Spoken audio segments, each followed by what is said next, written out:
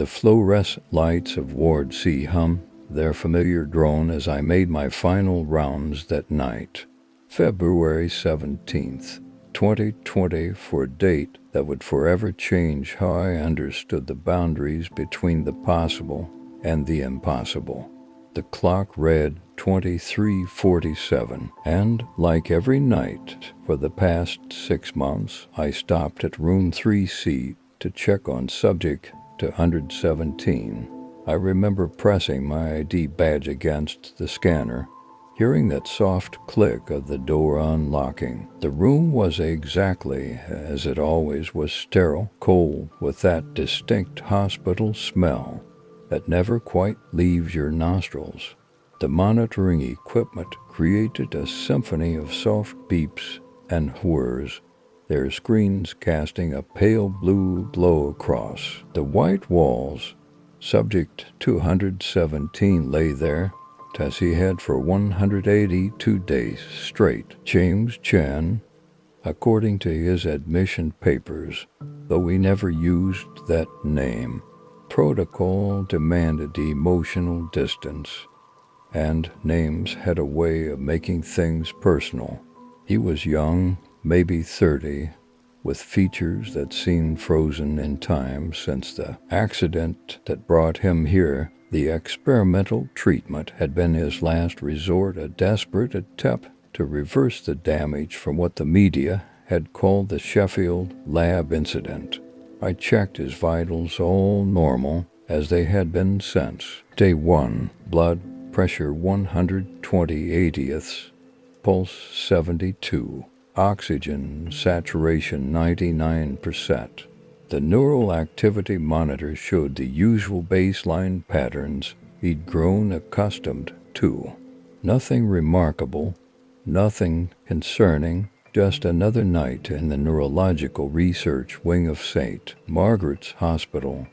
What I didn't know then was that I would be the last person to see subject 217 in physical form. The night shift was typically quiet, punctuated only by the occasional rounds of the security guard or the soft footsteps of nurses checking on other patients. I returned to the monitoring station, where dozens of screens showed feeds from various rooms.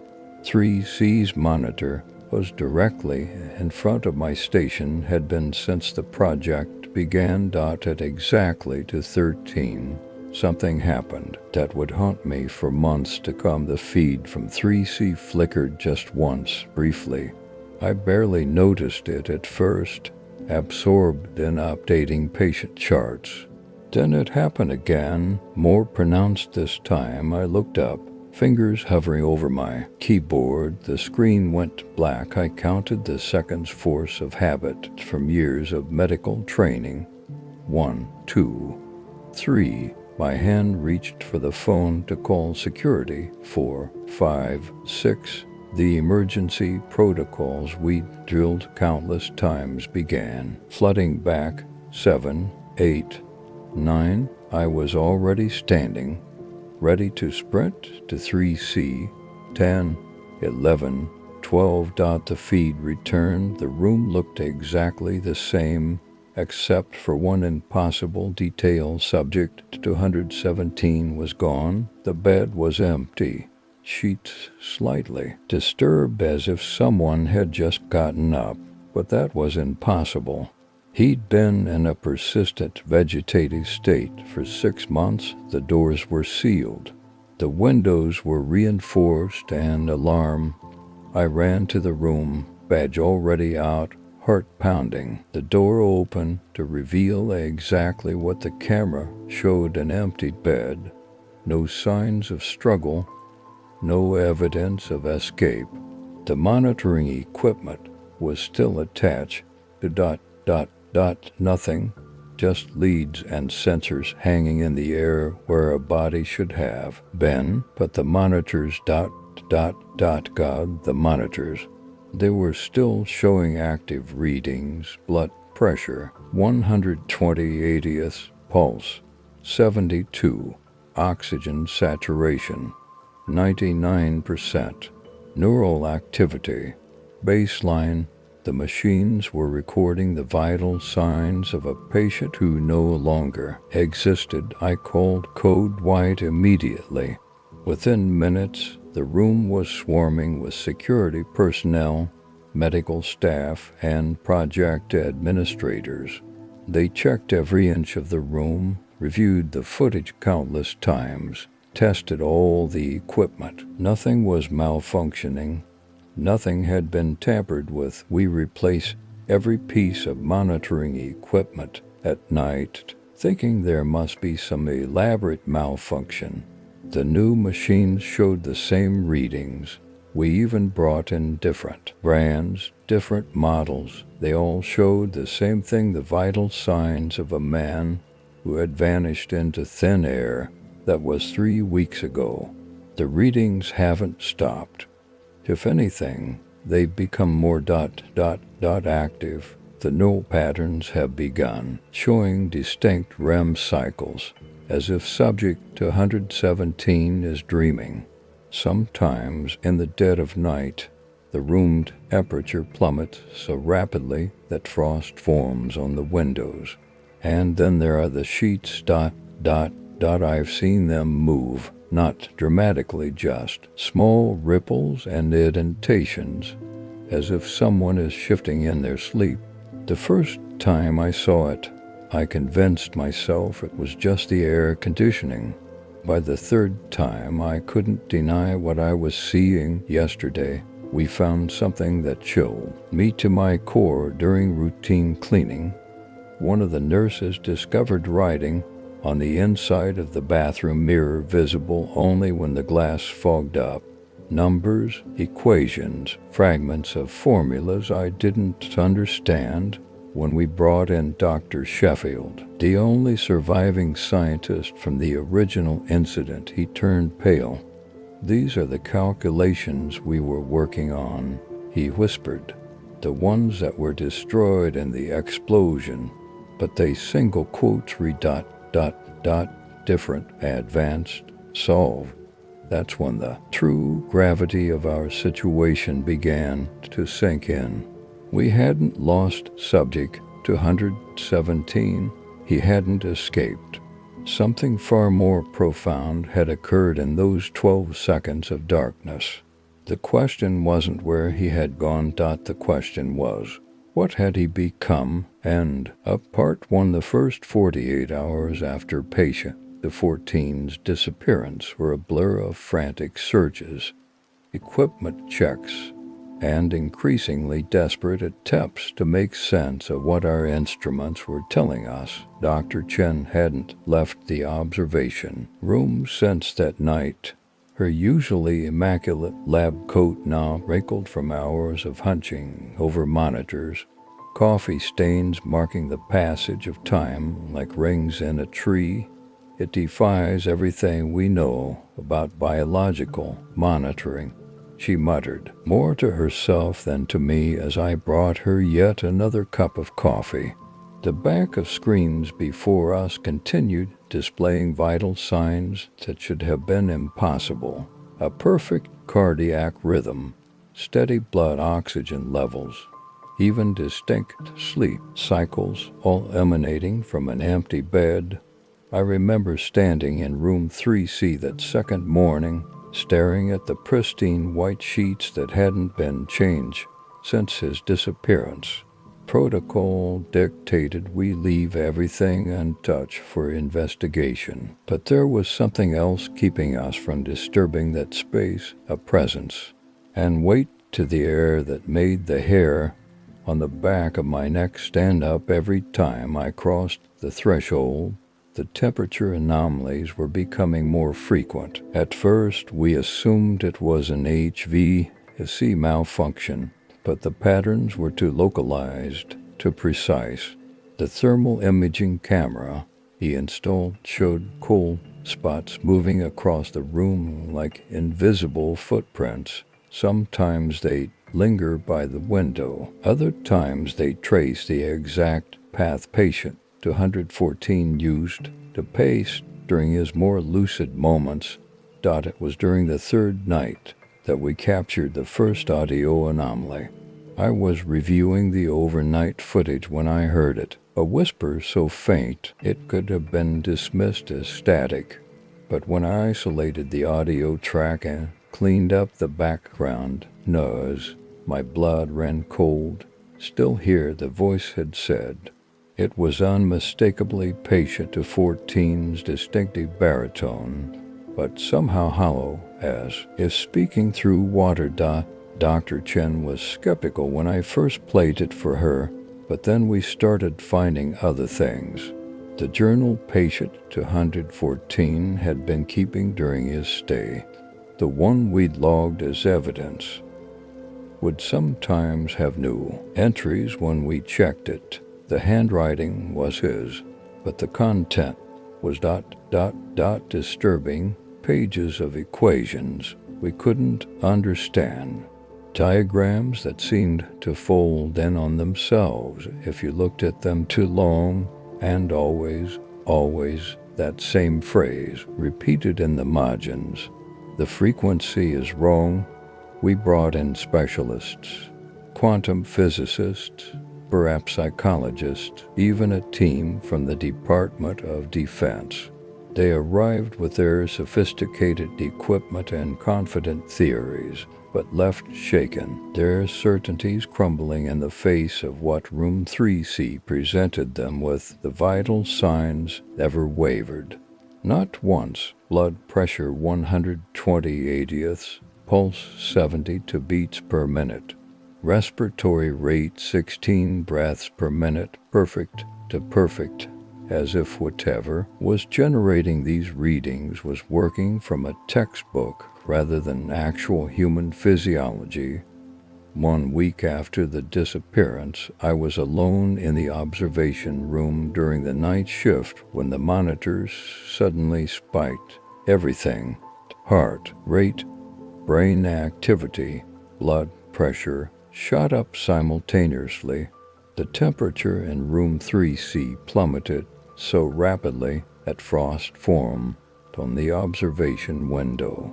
And then, for the first time since that initial 12-second camera blackout, the bed sheets moved.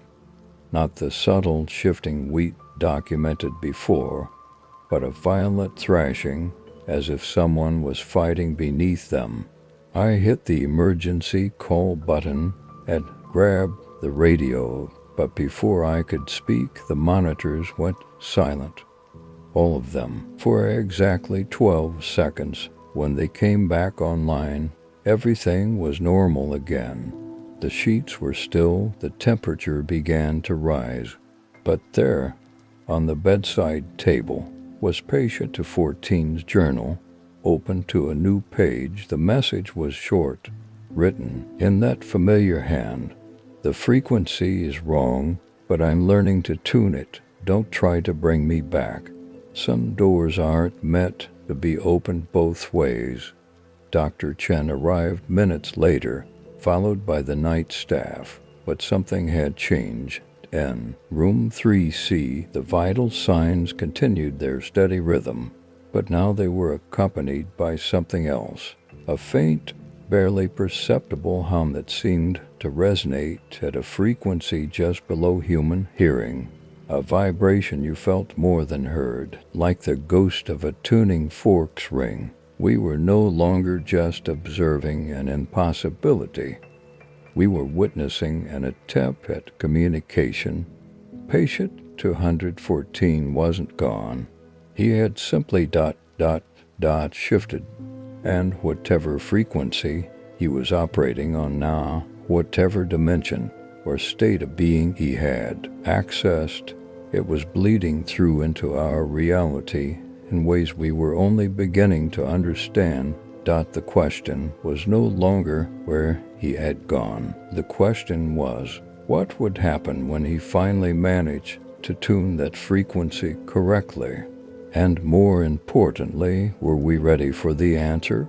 The morning after the incident, I couldn't shake the feeling that we were dealing with something far beyond our understanding. Dr. Martinez had locked herself in the data center, analyzing every frame of footage from the 12-second blackout. The rest of us were left to make sense of the impossible.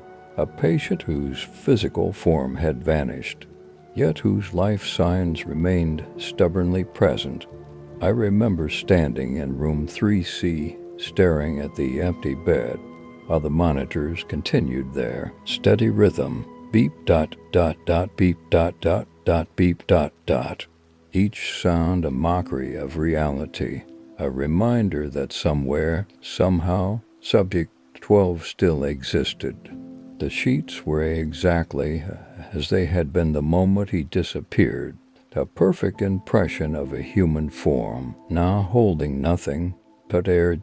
Dr. Chen, our lead biophysicist, had developed an obsession with the temperature anomalies. She'd installed additional sensors throughout the room, creating a three-dimensional thermal map. "Look at this," she'd say, pointing to patterns that seemed to follow no natural law.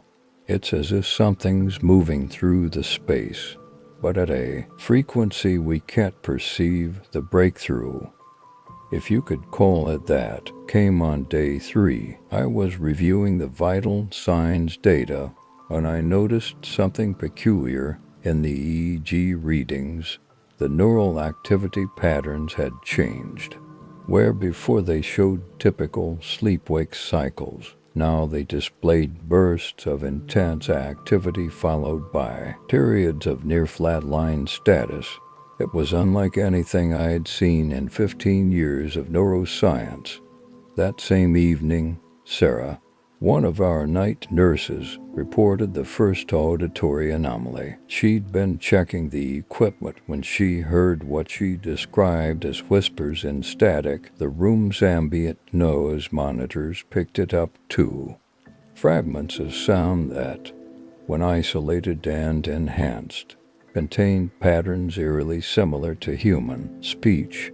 But it was what happened next that truly shook us. I was alone in the observation room, running yet another diagnostic on the monitoring systems, when the temperature plummeted so suddenly my breath clouded in front of me. The lights flickered, not in the chaotic way of a power surge, but in a deliberate pattern. 3 short, 3 long, 3 short. SOS. My hands trembled as I reached for the intercom. Subject 12. I spoke into the empty room, feeling both foolish and terrified. "Can you hear me?" The heart rate monitor spiked dramatically. The sheets on the bed shifted as if caught in a non-existent breeze. And then, through the static of the room's audio system, came a voice, distorted and distant, but unmistakably human. "I can see everything." The words sent ice through my veins, not because of their otherworldly delivery, but because of their implications. Subject 12 wasn't gone. He was somewhere else entirely, somewhere he could observe us, while we fumbled blindly with our instruments and theories. Dr. Martinez burst into the observation room moments later, clutching a tablet. "You need to see this," she said, her usually composed face pale with excitement or fear. Perhaps both. She pulled up a spectrographic analysis of the room's electromagnetic field. Over the past 72 hours, the patterns were unlike anything in our database, showing massive spikes of energy and wavelengths we hadn't even known to look for. "Whatever happened in those 12 seconds, she explained, her voice barely above a whisper, it wasn't a malfunction. Something open, something we weren't supposed to see." As if in response to her words, the vital signs monitors began behaving erratically. The heart rate accelerated to impossible levels, the blood pressure readings fluctuated wildly, and the EEG display showed patterns that defied all known models of human brain activity. And then, just as suddenly as it had begun, Everything normalized. The temperature returned to normal. The monitors settled back into their steady rhythm, but something had changed. We could feel it in the air, and the way the shadows seemed deeper, and the way the silence felt heavy with unspoken knowledge. That night, I made an entry in the official research log. Subject 12 appears to have transcended conventional physical boundaries while maintaining measurable biological functions. Current hypothesis: consciousness matter separation event, unknown if voluntary or induced. Attempting communication protocols. What I didn't record was the growing certainty that we had stumbled upon something that would shatter our understanding of human consciousness, of reality itself, and the terrifying possibility that Subject 12 might not be the only one who could cross whatever threshold he had discovered. As I left the facility that evening, I couldn't shake the feeling that I was being watched, not by the security cameras or my colleagues, but by someone who could see beyond the limitations of physical space. In my rearview mirror, the hospital's windows reflected the setting sun like I was watching my departure, and somewhere inside, in room 3C, monitors continued to track the vital signs of a patient who existed everywhere and nowhere at once. Little did I know, this was only the beginning of our descent into a mystery that would challenge everything we thought we knew about the nature of consciousness, reality, and the thin line between existence and non-existence. The coffee in my mug had long gone cold, but I couldn't bring myself to leave the observation room, not after what Dr. Chen had just shown me in the archived footage. 3 weeks before the disappearance, patient 3C had started mumbling in his sleep.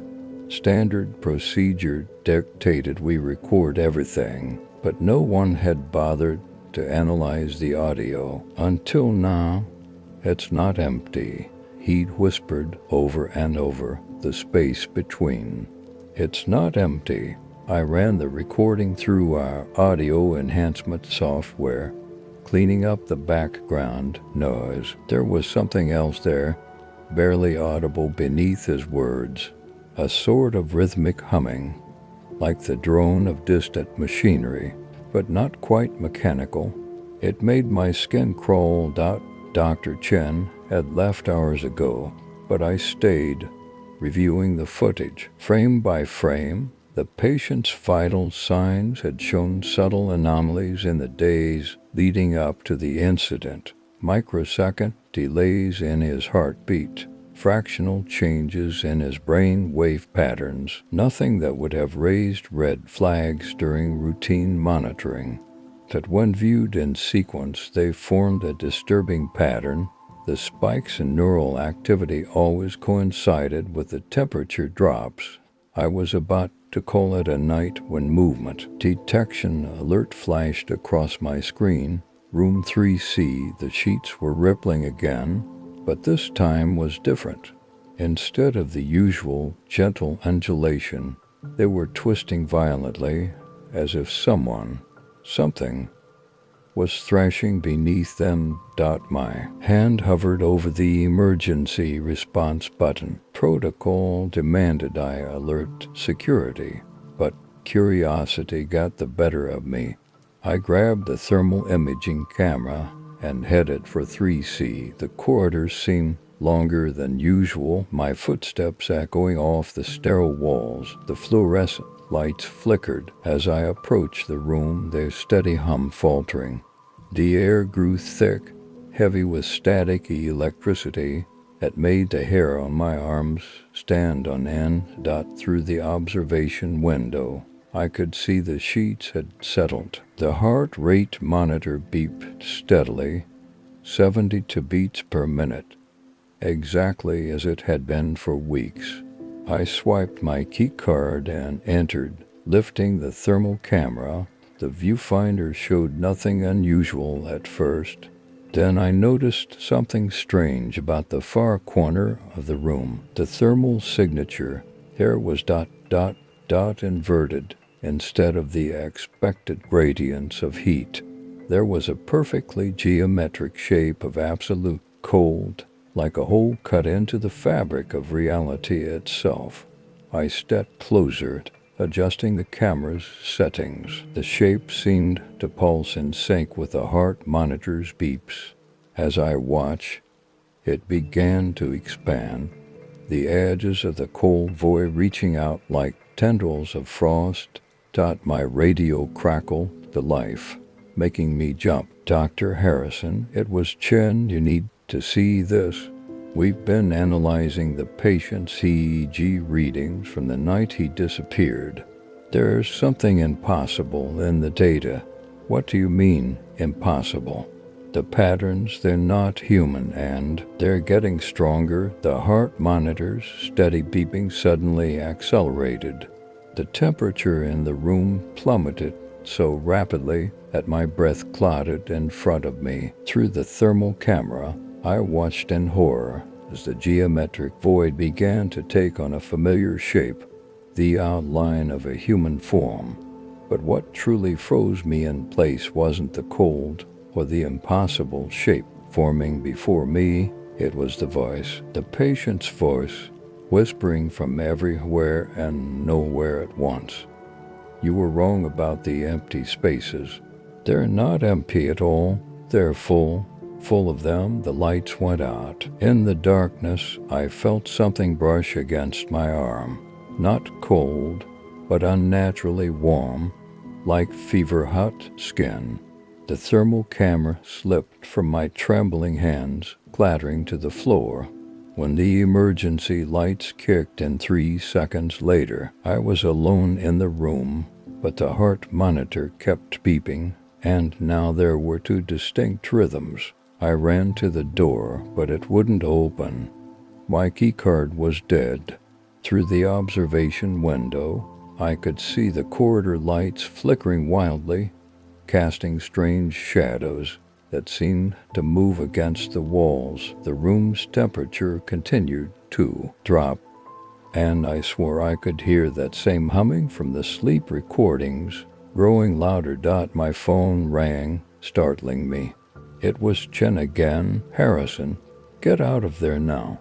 We've decoded more of the sleep recordings." He wasn't saying it's not empty. He was saying they're not empty. And the pattern in his EEG, it's not just one signal. It's hundreds, maybe thousands, all layered together. I pressed myself against the door, watching in horror as the sheets on the bed began to rise, as if someone was sitting up. But there was no one there, just empty air and that terrible, rhythmic humming. "Chen," I whispered into the phone, "I don't think he disappeared. I think he was taken. And I think they're coming back." The heart monitor added a 3rd rhythm, the weight of what we discovered in room 3C that morning changed everything we thought we knew about consciousness, matter, and the boundaries of human existence. Dr. Harrison's hands trembled as she reviewed the latest data streams, not from fear, but from a kind of intellectual vertigo that comes when reality itself seems to unravel before your eyes. "Look at these brainwave patterns," she whispered, her coffee going cold beside the monitor. "They're not just continuing without a physical body. They're evolving." The neural activity we were recording from our invisible patient had begun forming new patterns, ones he'd never seen in human subjects. The theta waves, typically present during deep meditation or just before sleep, were interweaving with gamma frequencies in impossible ways. It was as if the consciousness we were monitoring had found a way to exist in multiple states simultaneously. I spent that night in room 3C, alone with the steadily beeping monitors and the occasional whisper of moving sheets. The temperature would drop periodically, creating patches of condensation on the window that would form and fade in rhythmic patterns. I couldn't shake the feeling that these weren't random events. They were attempts at communication. At 3:47 a.m., something happened that I've struggled to properly document in the official reports. The heart rate monitor, which had maintained a steady 72 beats per minute for days, suddenly began to accelerate, not in the erratic way that indicates distress, but in perfect mathematical intervals. The rhythm doubled, then tripled, then returned to normal in a sequence that couldn't be random. I found myself counting the beats, transcribing them. When mapped against the ASCII character set, they form words. Still here, watching learning changing. Dr. Young from quantum physics was brought in the next morning. She stood in the corner of room 3C for hours, surrounded by equipment I didn't recognize, muttering equations under her breath. Your patient, she finally said, might have accidentally achieved what we've been theorizing about for decades, a consciousness phase transition. She explained how certain quantum theories suggest consciousness itself might be a state of matter, like solid, liquid, or gas. What if our patient had somehow shifted into a new phase state, one where consciousness could exist independent of its physical form? The vitals we were recording weren't echoes of a disappeared body. They were the measurable footprints of a mind that had transcended its physical constraints. But that theory couldn't explain everything. The moving sheets, the messages, the way electronic equipment in the room would malfunction in patterns that seemed deliberate. Our patient wasn't just existing in some theoretical quantum state. They were trying to reach back across whatever boundary they had crossed. During week 3, we began to notice small objects, and the room would relocate overnight, not dramatically. A cup might move 3 inches to the left. A pen would rotate 45 degrees. When we set up ultra-high-speed cameras, we captured something extraordinary. For microseconds at a time, there would be distortions in the air, like heat waves rising from hot pavement, but in impossible geometric patterns. Dr. Harrison started sleeping in her office, refusing to leave the facility. She had developed a theory that our patient was learning to manipulate the boundary between states of matter, and that these distortions were failed attempts to fully reconstitute their physical form.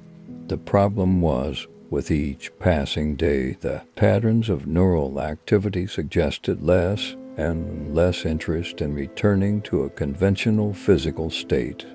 What if, she proposed during one late-night discussion, from their perspective, we're the ones who are limited, trapped in single-state existence, or they're experiencing reality in ways we can't even comprehend.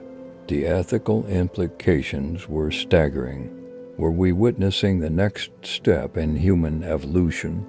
Should we be trying to help our patient return to physical form, or were we potentially interfering with something far more significant?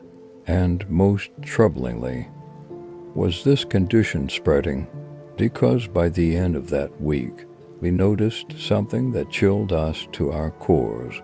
The vital signs from room 3C had begun to harmonize with the readings from other patients in nearby rooms. Their heart rates would synchronize for brief periods. Their brainwave patterns would momentarily mirror the impossible frequencies we were recording from our invisible patient.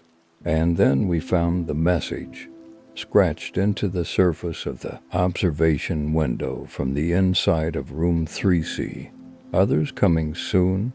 That's when we realized this wasn't just a medical anomaly or a quantum phenomenon. This was the beginning of something that could fundamentally alter the course of human existence.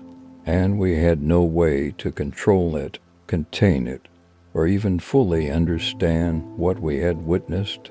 The next morning, Dr. Harrison made a decision that would either save us all or damn us completely. She ordered room 3C to be sealed off from the rest of the facility, despite the protests of half the research team. "We're not containing a patient anymore," she declared, her voice steady, but her eyes wild with a mixture of fear and fascination. "We're containing a doorway, and until we understand what's on the other side, we can't risk letting it open any wider." But as we would soon discover, it was already too late for containment. The boundary between states had been breached, and what came through that breach would challenge everything we thought we knew about the nature of consciousness, reality, and what it truly means to be human. The 23-hour mark approached, a full day of staring at empty sheets that occasionally stirred without cause. The vitals monitor continued its rhythmic beeping, tracking a patient who wasn't there. I hadn't slept, couldn't sleep. The others rotated shifts, but I remained perched on the edge of a folding chair I'd dragged in from the break room, my eyes fixed on the vacant bed. "You need to rest, Dr. Hayes," Dr. Mercer said, appearing at the doorway with 2 cups of coffee. She handed me one, the warmth seeping into my cold fingers.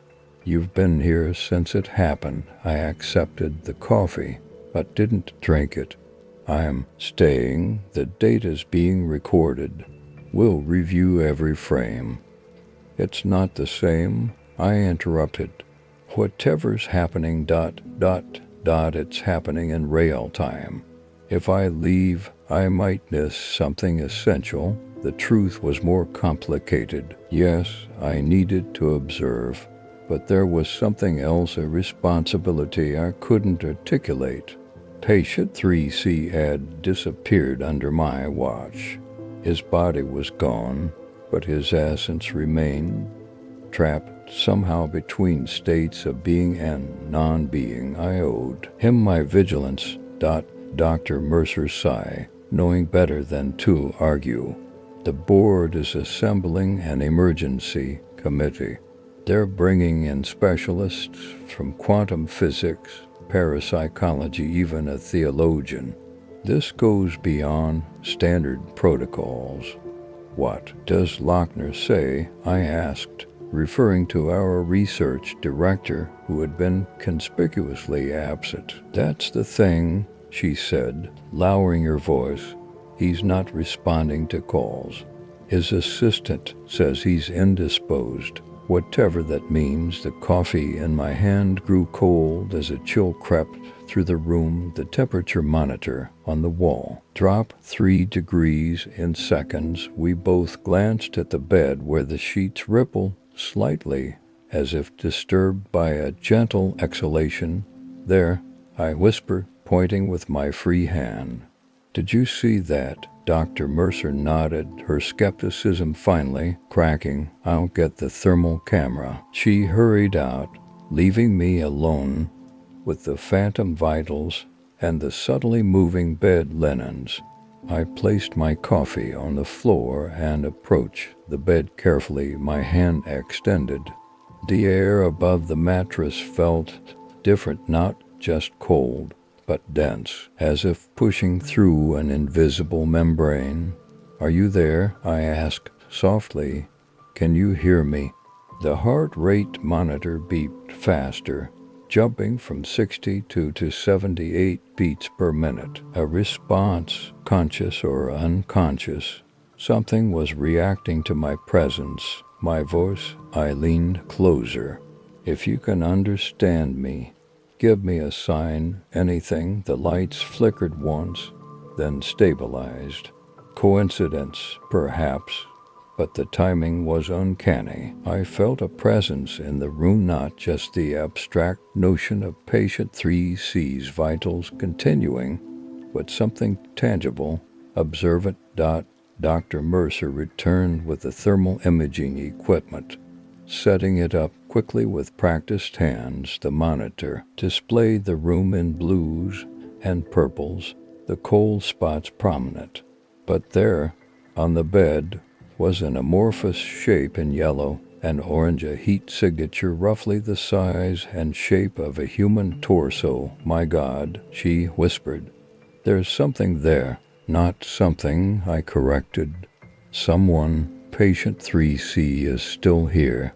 We just can't see him." As we watched, the heat signature shifted, elongating and then contracting, like someone turning restlessly in sleep.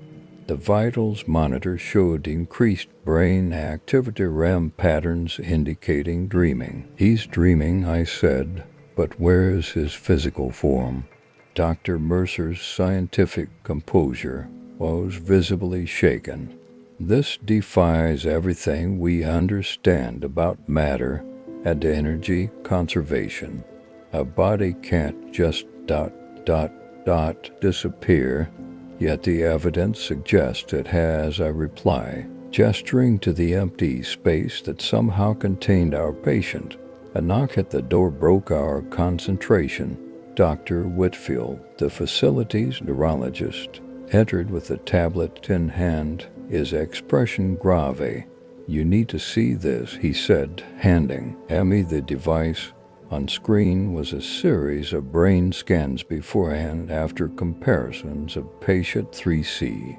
"These were taken hours before the disappearance," he explained, pointing to the first set. "Standard activity, nothing unusual, but these."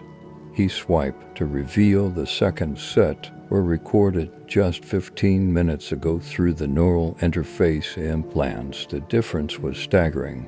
The after scans showed intensified activity across multiple regions, particularly in the prefrontal cortex and hippocampus areas associated with consciousness and memory. But most disturbing were the patterns themselves, structured, almost geometric formations that pulsed with rhythmic precision. "I've never seen brain activity like this," Dr. Whitfield continued. "It's as if his neural pathways have been reconfigured or evolved," I suggested, the word feeling foreign on my tongue. Dr. Mercer looked up from the tablet. "Evolved into what?" Before anyone could answer, the room temperature plummeted further. Our breath clouded before us as the thermal camera captured the heat signature on the bed, growing brighter, more defined. The vitals monitor accelerated heart rate 90, 100, 115, while brain activity spiked dramatically. "He's responding to something," I said, rushing to the bedside. 3C, can you hear us? Are you trying to communicate?" The sheets on the bed rose slightly, forming the unmistakable outline of a hand, fingers splayed as if reaching upward. The sight froze us all in place, the impossible made manifest before our eyes. Dr. Whitfield broke the silence. "I need to get more equipment. We need to document this." As he turned to leave, the door slammed shut, not violently, but with deliberate control. The lock engaged with an audible click. "What the hell?" Dr. Mercer tried the handle, finding it immovable. "The security systems engage. We're locked in." The monitors began to flicker, displaying readings that fluctuated wildly before settling into patterns that made no physiological sense. Heart rates to rapid, brain activity to complex, respiration cycles to perfect. "It's not just that he's invisible," I realized aloud. "He's changing, becoming something our instruments can barely measure." A soft humming filled the room, not from any equipment, but seeming to emanate from the air itself, a vibration that resonated in my chest and behind my eyes. The sensation was not entirely unpleasant, more like the physical manifestation of an idea trying to take form. I approached the bed again, drawn by an intuition I couldn't explain. "We're here," I said to the empty space, to the heat signature, to whatever remained of patient 3C. "We're listening." The humming intensified, and with it came a pressure in my head, not pain, but presence. Images flashed in my mind. Corridors I'd never walked, faces I'd never seen, symbols I couldn't comprehend. They weren't memories, not mine at least, but they felt intimate, as if being shared rather than imposed. "I can ... I can feel something," I gasped, gripping the edge of the bed for support. "It's like he's trying to show me ... double quotes." Dr. Mercer steadied me. "What is it? What do you see?" "Not see," I corrected. "Experience. It's like his consciousness is reaching out, trying to connect." The thermal image shifted again, the heat signature expanding to encompass the entire bed, then contracting to a tight, brilliant point before dispersing into a cloud of warmth that surrounded us. The vitals monitor continued its steady rhythm, but now it seemed synchronized with the humming, with the pulsing pressure in my mind. And then, with startling clarity, I understood. The 12 seconds, I whispered. "What?" Dr. Mercer asked. "The camera blackout lasted 12 seconds. That's when it happened. But not how we thought." I turned to face her, the realization both terrifying and exhilarating. He didn't vanish from the room vanished from him. Dr. Whitfield shook his head. "That doesn't make sense." "It does if you consider that our perception of reality is just that, a perception. What if patient 3C somehow ... shifted? Not physically disappearing, but transitioning to a state of existence that operates adjacent to our reality." The humming in the room seemed to intensify at my words, as if in confirmation. "You're suggesting he exists in some kind of parallel dimension?" Dr. Mercer asked, scientific skepticism battling with the evidence before her. "Not parallel," I said, "the concepts forming as I spoke them, perpendicular, intersecting with our reality at specific points. That's why we still get vitals, why the bed moves, why the temperature drops. Those are the intersection points." As if responding to my theory, the sheets on the bed rose again, this time forming a more complex shape, not just a hand, but the outline of a torso, shoulders, a head. The impression of a person trying to press through from another side. "He's trying to come back," I said, moving closer despite the other's warnings, "or at least communicate." The thermal camera showed the heat signature condensing again, forming a humanoid shape that matched the impression in the sheets. The vitals stabilized, still present, still strong, but no longer erratic. 3C, I addressed the shape directly. "If you'll final part the truth in room 3C, truth revealed itself on a Tuesday morning, exactly 37 days after subject to 14's disappearance. I'd been reviewing the data compulsively, sleeping in my office more nights than not, when Dr. Chen burst through my door without knocking. Her face was drained of color. "You need to see this," she whispered, her hands trembling as she held up a tablet. "The quantum resonance scans we've been running. They finally showed something." I followed her down the sterile corridor to the monitoring station, my heart thundering in my chest. The rest of the team was already there, huddled around multiple displays. their faces illuminated by the blue glow of screens showing overlapping wavelengths and patterns I'd never seen before. It's not that he vanished, Dr. Chen explained, her voice barely audible. He's still here. He's been here the whole time. We just couldn't see him anymore. The implications hit me like a physical blow. All those nights of unexplained temperature drops, the moving sheets, the persistent vital signs, they weren't glitches or malfunctions. We'd accidentally pushed subject 214 into a different phase of reality, one that overlapped with ours but existed just slightly out of sync. The consciousness transfer experiment. I muttered, pieces falling into place. It didn't fail. It worked. Too well, we'd been trying to map human consciousness to understand its quantum nature. The theory was that consciousness might exist in a quantum state, potentially allowing it to be transferred or even copied. But we'd never considered that the process might affect physical matter as well. The next few days were a blur of frantic research and desperate attempts at communication. We filled room 3C with sensors, recording devices, and quantum field monitors. Sometimes we'd catch whispers, fragments of words that seemed to come from everywhere and nowhere at once.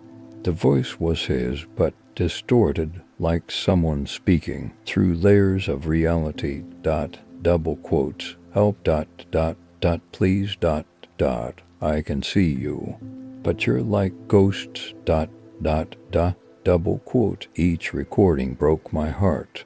We'd done this to him in our pursuit of understanding consciousness. We'd trapped a man between dimensions, fully aware but unable to fully exist in either realm. Then came the breakthrough. Dr. Patel, our quantum mechanics specialist, proposed a theory.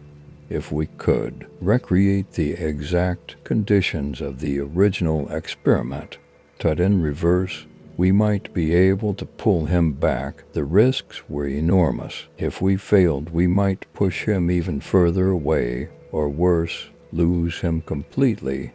But we had to try. The preparation took 3 days.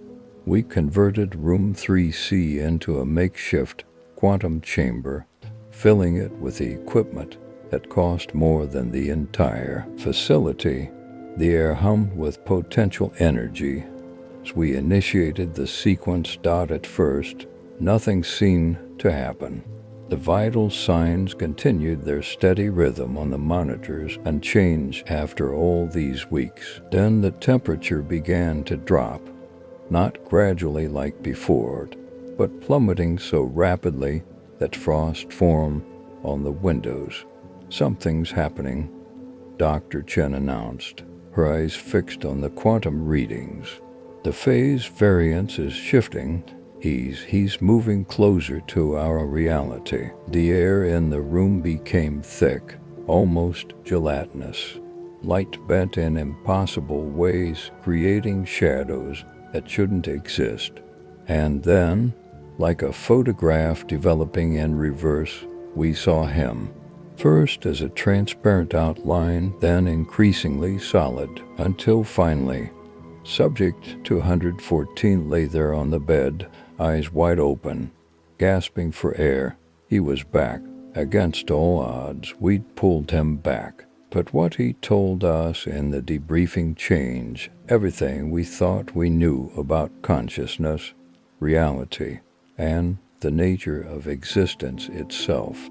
He'd been conscious the entire time, existing in a state where our physical world appeared as insubstantial to him as he had to us. He'd witnessed things that defied explanation, other phases of reality, other beings existing in parallel with our world. We're not alone, he said, his voice hoarse from weeks of disuse. This reality, what we think is everything, it's just one layer. There are others, so many others, and they're all aware of each other, except us. We've been blind. The implications of his experience were staggering. We'd accidentally discovered not just the quantum nature of consciousness, but the multidimensional nature of reality itself. Our experiment hadn't just shifted his consciousness, it had shifted his entire physical form into another phase of existence. The Ethical Review Board shut down our research the next day. Too dangerous, they said, too many unknowns. But they couldn't shut down what we'd learned, what we now knew to be true. I still visit room 3C sometimes, late at night when the facility is quiet. The equipment is gone, the monitors dark, but sometimes when I stand very still and quiet my mind, I can feel it. The subtle shift in reality, the whisper of other dimensions brushing against our own.